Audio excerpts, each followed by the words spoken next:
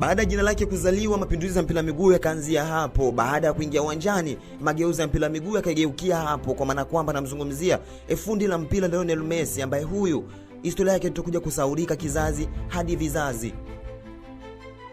Huyu ndiye aliweza kutengeneza mpira miguu kuonekanika kuwa ni mgumu zaidi katikati ya uwanja, kwa maana kwamba wapo wengi waliweza kukopi style yake ya uchezaji, lakini mpaka leo hii wameshindwa kuweza kuconvert kwa mabadiliko ya mpira miguu katika maisha yao.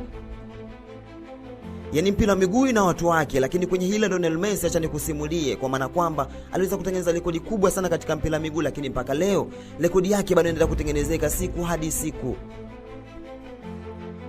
Ukienda kumtazama kwa undani zaidi Lionel Messi, unaona kuna kitu kipo ndani yake. Wapo wengi wanaweza kusema kwamba huyu ana mashine ya AI ambayo kipo kichwani kwake, yani artificial intelligence, lakini ukiweza kumtazama kwa makini zaidi, hata hiyo artificial intelligence yenyewe irudi nyuma kwa Lionel Messi.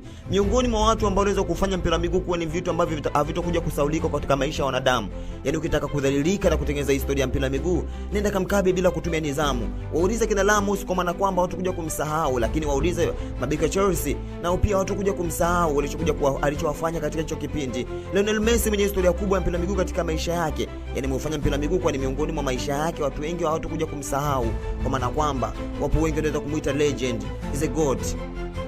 Ndio mpira miguu utakuja kumsahau, vitabu vimeandikwa, lakini historia inasimuliwa na vijana wanakuja kuipata. Lionel Messi kwa upande wangu naweza kumdeserve na kuweza kusema kama ni god. Langu jina ni Chiboko JR na hii ni Beyond of the Game.